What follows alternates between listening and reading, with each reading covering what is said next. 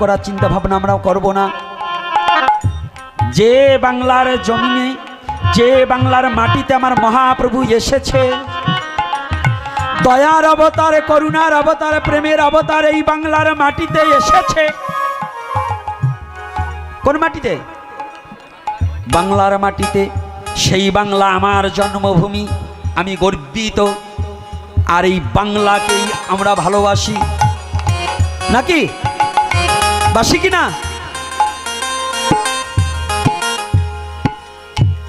আমরা ধিক্কার জানাই সমস্ত সনাতনী, আমরা ধিক্কার জানাই যে আমাদের কি পুরালো বাংলাদেশি পতাকা, জাতীয় পতাকা এবং হাই কমিশনারের কার্যালয়টাকে যে পুড়িয়ে দেওয়া হয়েছে, যে ভেঙে দিয়েছে কিংবা আক্রমণ করেছে, যে দুষ্কৃতিকারীরা করেছে, আমি তীব্র নিন্দা জানাই তাদের। এটা ভারত বাংলার মধ্যে বন্ধুত্বকে নষ্ট করার জন্য কোন দুর্দর্শ মহলকারী এইটাকে এই নষ্ট করার জন্য এই কর্মটা করেছে, এটা সরলতার সুযোগ পেয়ে। কিন্তু না, এটা যেন তারা মনে করে না আমরা বাংলাদেশের হিন্দু মুসলমান যারা এটা করতে চায় তাদেরকে আমরা ছেড়ে দেব না, আমরা তাদেরকে ছেড়ে দেব না। এটা করা উচিত নয়। তবে বাঙালিদেরও জানা উচিত, এই বাংলাদেশের মাঝেও দেখলাম প্রকাশ হয়েছে ভারতের জাতীয় পতাকাকে অপমাননা করা, পাড়া দেওয়া হয়েছে। এটাও এর একটা দুষ্কৃতিকারী। এটাও আমি অন্তর্বর্তী সরকারের কাছে বলবো, এই সাম্প্রদায়িক দাঙ্গা বাঁধাবার জন্য, দুই বন্ধু রাষ্ট্রে ঝগড়া বাঁধাবার জন্য কিছু আসতে কি কথাটা বলছি কোন জায়গায় সেখানে আপনি শুনেন, না শুনলে ভালো লাগলে, না লাগলে চলে যাবেন। কিন্তু এখন আমি যখন কথা বলছি এখন আপনার কোনো কথা নেই। তাহলে এই বন্ধু রাষ্ট্রকে আমাদের শত্রুতা যাতে না বাড়ে, আমরা হিন্দু মুসলমান সকলে এটাকে আমরা কি করি? ধিক্কার জানাই। কারণ আমাদের কাম্য নয় যে আমাদের এই বাংলার মাটিতে আমাদের কোনো অসাম্প্রদায়িক দেশে কোনো সাম্প্রদায়িক দ্বন্দ্ব যেন না বাধে। আমি অন্তর্বর্তী সরকারের কাছে প্রার্থনা জানাই যে তিনি যেন এই দুষ্কৃতিকারীদেরকে উপযুক্তি এবং এই আইনের আওতায় এনে উপযুক্ত শাস্তি বিধান করুক। জয় নিতাই, জয় গৌর হরি বল। তাহলে আজকে একটা কথা জানবেন, আপনারা ঘরের মাতবার, কিন্তু আমাদের সারা ভারত বাংলা নয়, আমাদের সারা পৃথিবীর চিন্তা করতে হয়। আপনি আপনাদের বউ ছেলে মেয়ের চিন্তা করেন, আর আমাদের চিন্তা করতে হয় আপনাদের চিন্তা। লাফতে উঠে দাঁড়ালেন, আমার রাষ্ট্রের কথা যদি আমি না বলতে পারি আমি বাঙালি নয়। আমার দেশের কথা যদি আমি না বলতে পারি সেটা তাহলে আমি মানুষই নয়। আর আমার দেশের পতাকা পোড়াবে কিংবা কারা কুচক্র মহলকারী করবে তার প্রতিবাদ আমি জানাতে পারবো না, আমি কেমন হিন্দু?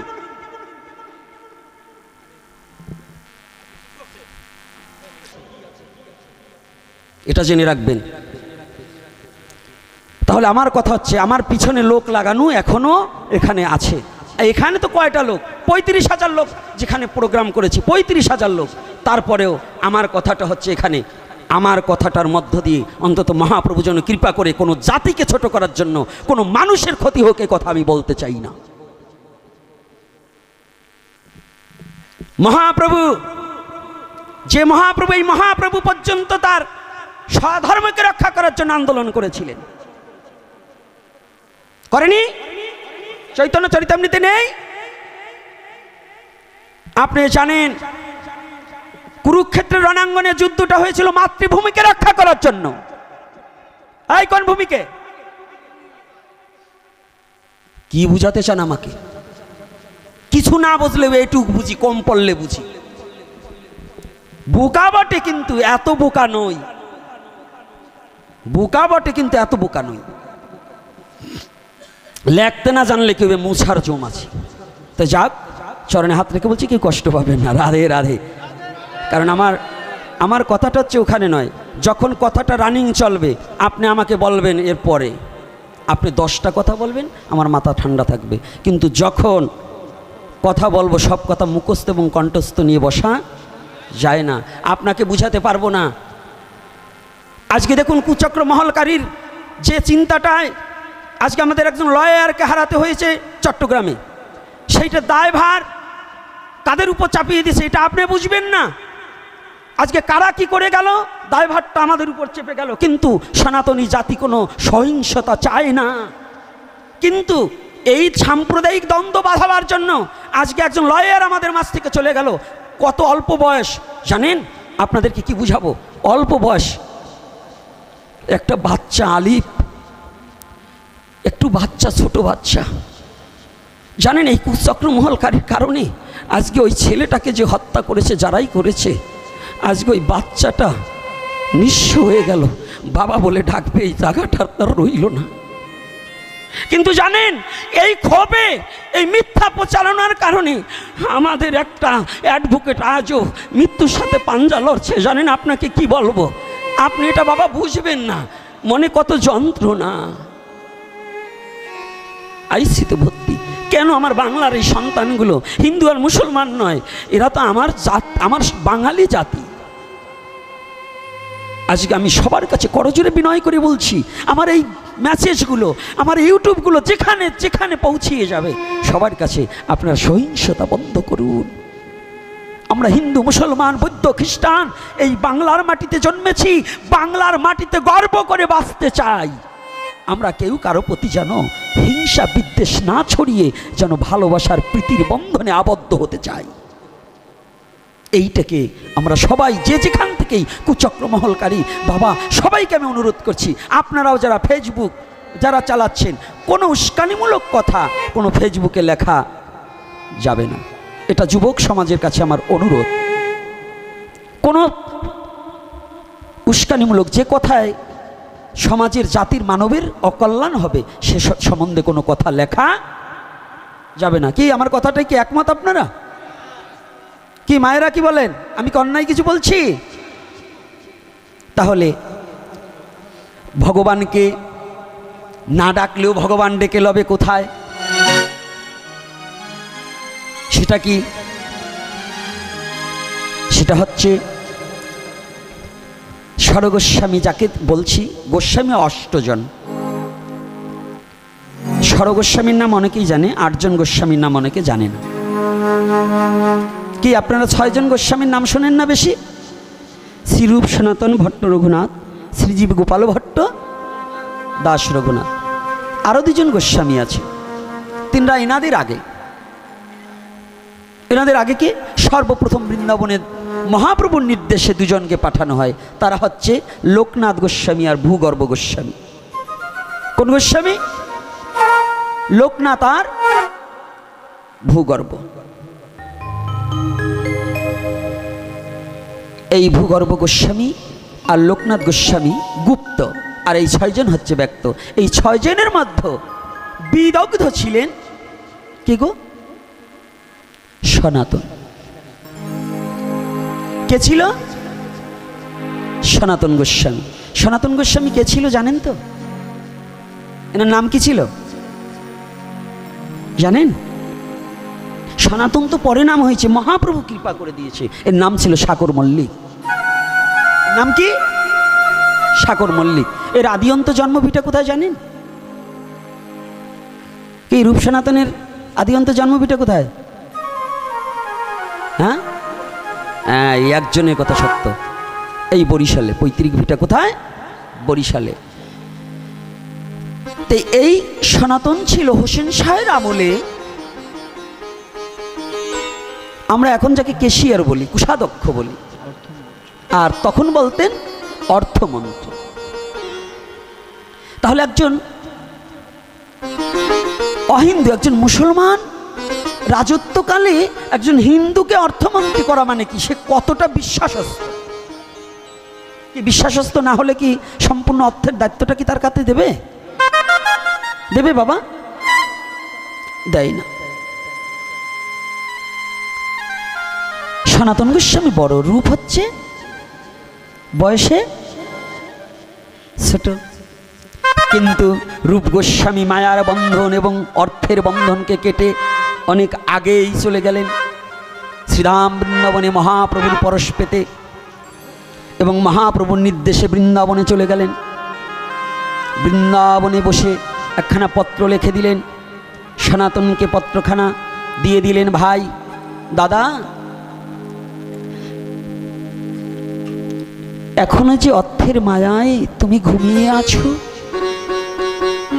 তুমি কি একটিবার ভেবে দেখেছো এই অর্থ একদিন তোমার অনর্থ হয়ে যাবে। একমাত্র পরমার্থ হিসেবে আমার গৌর হরি যে মধুমাখা হরি নাম এনেছে, এই নাম ভিন্ন পরমার্থ হবে না। গৌরাম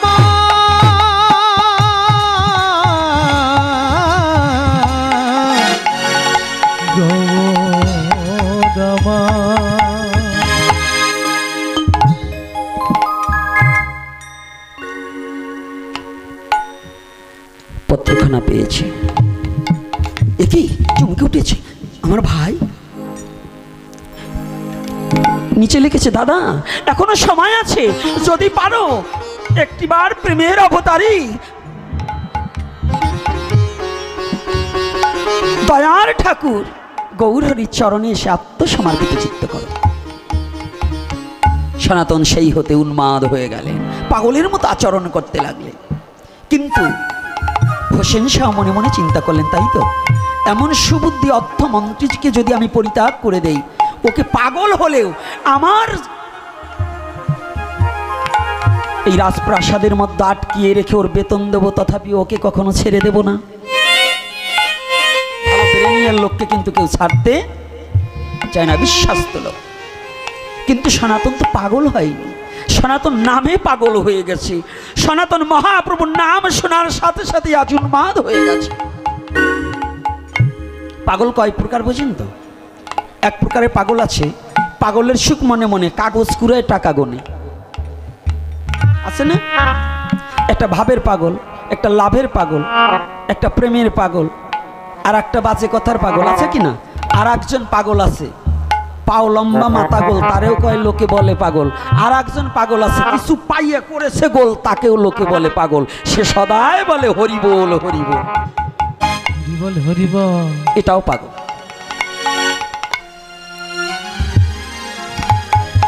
যে কোনো ক্যাপাসিটি করে অত বিস্তারিত লীলাটাকে দীর্ঘায়ী করতে গেলে আরো 4 ঘন্টা সময় লেগে যাবে। এত বিস্তারিত আলোচনা করব না। এই আলোচনার পরে একটু মাঝে গিয়ে একটা প্রশ্নের আছে, যারা আমাকে এনেছে তাদের একটা কোশ্চেন আছে, এই কোশ্চেনটার উত্তর দিতে হবে।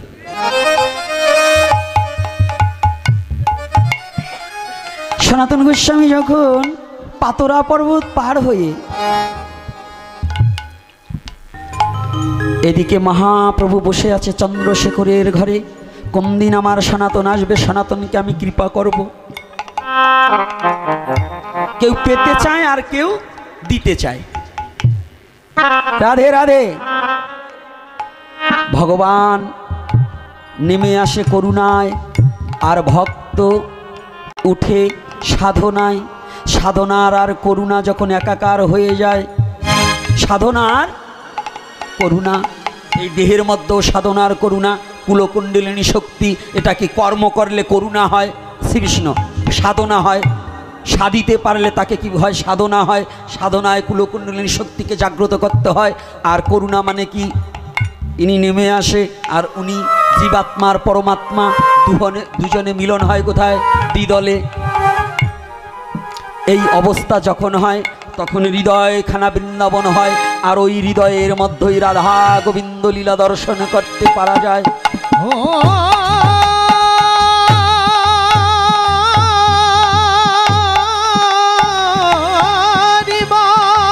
সবাই জানে না, সবাই বোঝে না। যে করে সে জানে, যে করে না সে বোঝে না, সে জানে না। এইবার যখন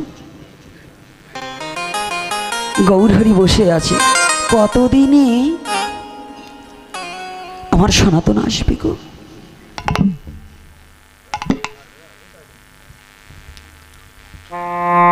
কতদিনে আসবে?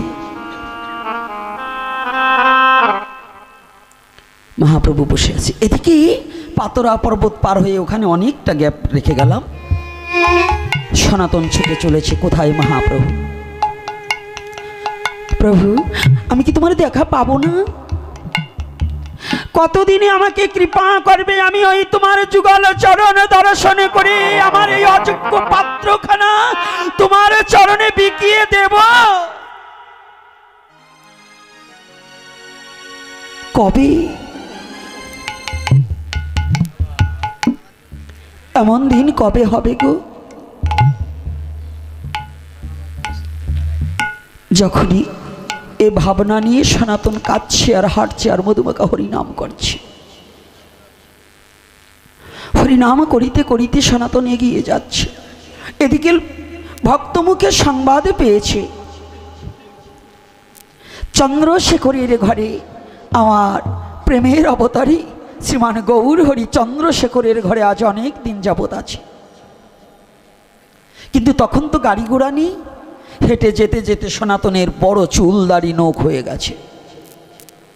সনাতনের বড় বড় চুলদাড়ি নখ হয়ে গেছে। চন্দ্রশেখরের ঘরের মধ্যে বসে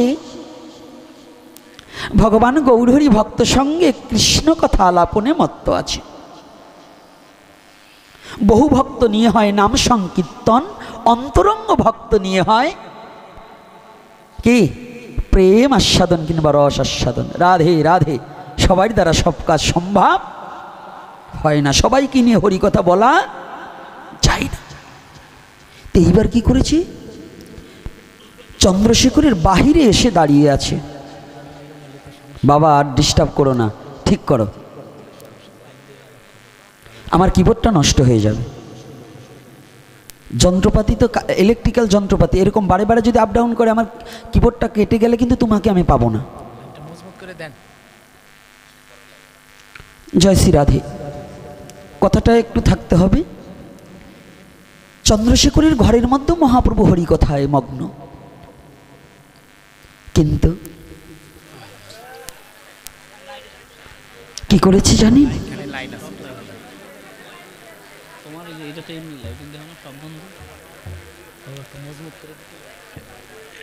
বাইরের প্রান্তে অদূরে দাঁড়িয়ে আছে সনাতন, করজোরে করজোরে দাঁড়িয়ে আছে। যদি একটিবার মহাপ্রভু ওই ঘর থেকে বাইরে আসে, আমি মহাপ্রভুর শ্রী চরণ দর্শন করে ওই চরণে একটা প্রণাম করে আমি চলে যাব। ওই চরণে একটা প্রণাম করেই আমি চলে যাব। যখনই বলছে ওই চরণে একটা প্রণাম করে চলে যাব, অদূরে দাঁড়িয়ে আছে আর দুটি নয়নের জলে বক্ষ প্লাবিত করছে। কখন জানুন? ভক্ত ভগবানকে তখনই দেখতে পায় যখন আকুলতা আর বেকুলতা বেড়ে যায়। যদি ভগবানকে দেখার আকুলতা বেকুলতা না থাকে, তাহলে ভগবানকে ভক্ত কোনোদিন দেখতে পারে না। যখনই দেখতে পারে না, আর আজকে ভগবানকে দেখার জন্য সনাতনের আকুলতা বেকুলতা বেড়ে গেল। যখনই আকুলতা বেকুলতা বেড়ে গেছে, ভক্ত যদি ভগবানকে ডাকে, ভগবান কি আর থাকতে পারে? ভগবান আর থাকতে পারে না।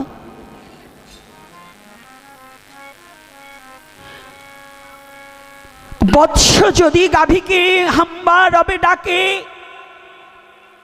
গাভী যত দূরে থাকুক না কেন, গাভী যেমন ছুটে বৎসের কাছে এসে অভয় বাণী দান করে, ভক্ত যদি ভগবানকে নির্বিকারে প্রাণে খুলে ভগবানকে যদি কেউ ডাকিতে পারে, ভগবান আর থাকিতে পারে না।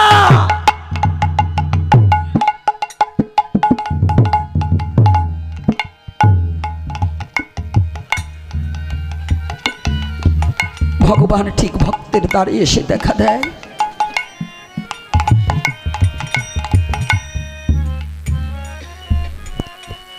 তদ্রূপ আজ অদূরে দাঁড়িয়ে সনাতন কাঁদছে। ঘরের ভিতর থেকে মহাপ্রভু চন্দ্রশেখরকে ডাকছে, চন্দ্রশেখর বাবা, তুমি একটা কাজ করো, আজ তোমার পরম ভাগ্য, তোমার ঘরের দরজায় দেখো একজন বৈষ্ণব এসেছে। আমরা তো বৈষ্ণব শুধু মালা তিলক এবং বেশে চিনি, কিন্তু আজকে দেখুন মহাপ্রভু কি বলছে, চন্দ্রশেখর কি বলছে, তোমার ঘরের দরজায় একজন বৈষ্ণব এসেছে। কিরে বাবা, কারেন্ট কি হয়েছে?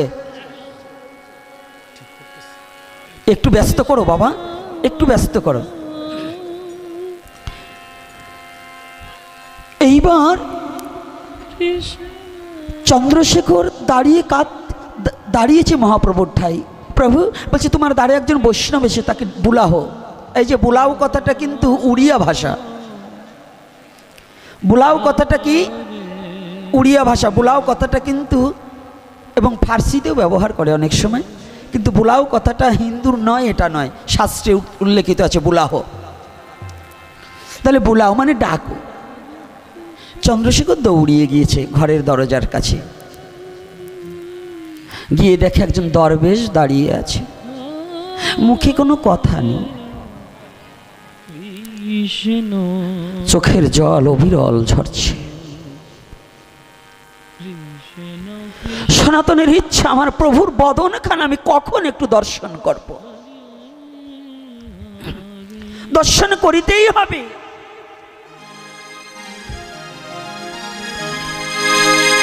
চন্দ্রশেখর গিয়ে কোনো বৈষ্ণবকে না দেখে চন্দ্রশেখর ভেবেছে মালা তিলক বুঝি এটাই বৈষ্ণবের লক্ষণ। চন্দ্রশেখর দৌড়িয়ে গিয়ে বলছে, না না প্রভু, আমি তো কোনো বৈষ্ণব দেখিনি।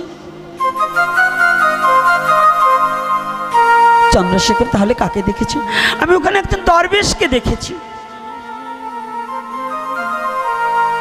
চন্দ্রশেখর, তুমি যাকে দেখেছো না দরবেশ,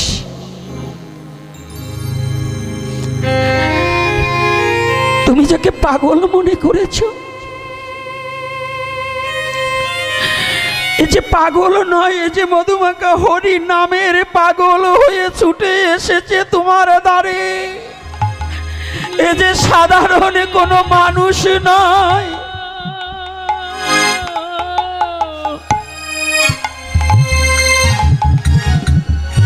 চন্দ্রশেখর, যার অপেক্ষায় আজকে অনেক দিন তোমার ঘরে বসে আছি,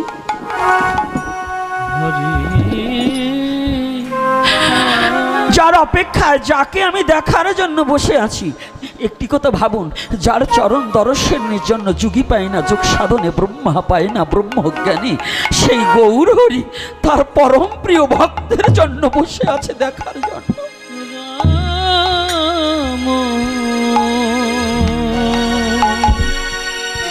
বসে আছি।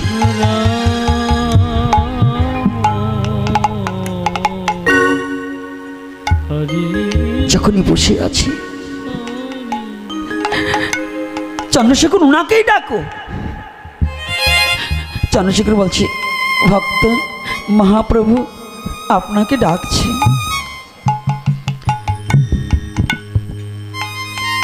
সনাতন কাঁদছে,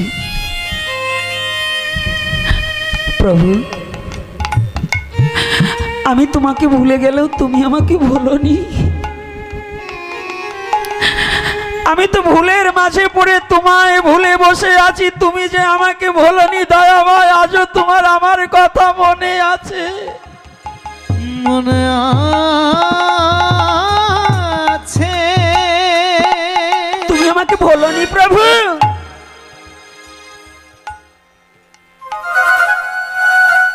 হঠাৎ করে সনাতন দেখতে পায় চন্দ্রশেখরের আঙিনায় যেন এত মানুষ হেঁটেছে, তার চেয়ে আলাদা একটা পদচিহ্ন পড়ে আছে। সে পদচিহ্নটা কি?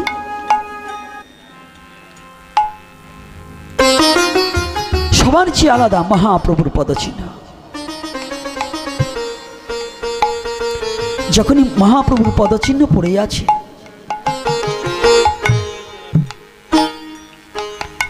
মহাপ্রভুর পদচিহ্ন যখনই পড়ে আছে, চন্দ্রশেখরের আঙিনায় সনাতন ভাবলেন, আর তো জীবনে আমার এই সৌভাগ্য নাও হতে পারে। ওই মহাপ্রভুর পদচিহ্ন দেখে ওই পদধূলি সনাতনের সর্প অঙ্গে লেপন করছে। যখনই লেপন করেছে, হঠাৎ করে লেপন করার সাথে সাথে মহাপ্রভু ঘর থেকে বেরিয়ে এসেছে। সনাতন, এসো বাবা, আমার কাছে এসো।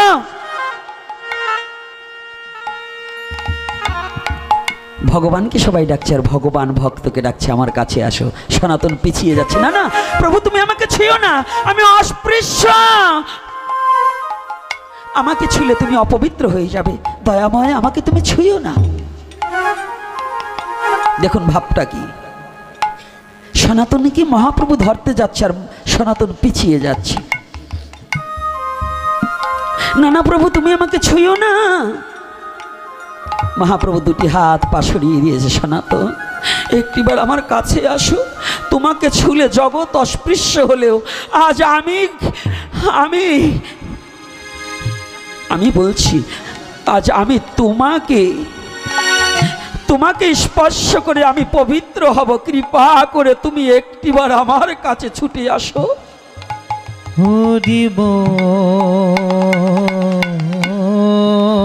আজ আমি তোমাকে স্পর্শ করে আমি পবিত্র হব। সনাতন পিছাতে লাগলেন। মহাপ্রভু দৌড়ে গিয়ে সনাতনকে জড়িয়ে ধরলেন। সনাতন একটিবার আমার কাছে আসো, আজ যে আমি তোমার মতো ভক্তকে বক্ষে জড়িয়ে ধরে আমি ভগবান হয়েও পবিত্র হব, ভক্তের অঙ্গ পরশ করে আমি ভগবান পবিত্র হব, তুমি আসো।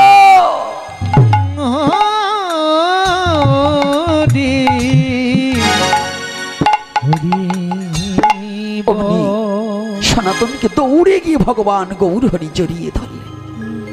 ভগবানকে খুঁজতে হবে না, ভগবান কি তার ভক্তকে খুঁজে লইবে। এতে নিঃসন্দেহে অকপটে শুধু চিত্তটাকে শুদ্ধ করুন।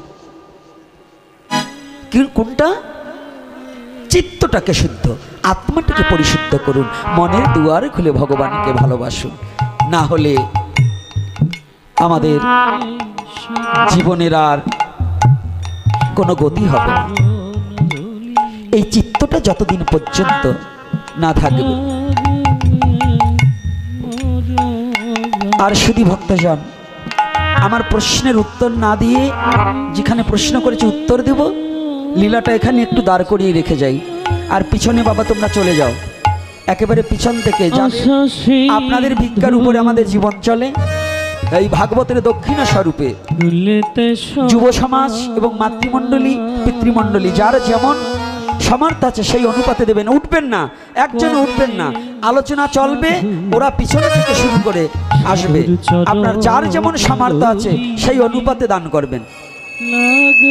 জয় শ্রী রাধে রাধে। আর ইউটিউবারদের বলবো, একটু আগে ওই বাবার সাথে যে কথাটা হয়েছে এই কথাটা কেটে দিতে হবে। আর বাবাকে বলছি, বাবা অনেক সময় তো আলোচনার মধ্যে দিয়ে ওইভাবে না হয়ে ক্ষমাসুন্দর দৃষ্টিতে দেখবেন, কষ্টটা ক্ষমাসুন্দর দৃষ্টিতে দেখবেন বাবা। আর এই কথাটাকে কেটে দিতে হবে সমস্ত ইউটিউবাররা। ওই যে বাবার সাথে যে কথাটা আমি বলেছি আর বাবা যেটা বলেছে, এটাকে জানো যার ইউটিউব থেকে, যার চ্যানেল থেকে এটাকে আমি দেখবো, পরবর্তীতে তাকে কিন্তু আর আমি আমার এখানে ভিডিও করতে দেবো না।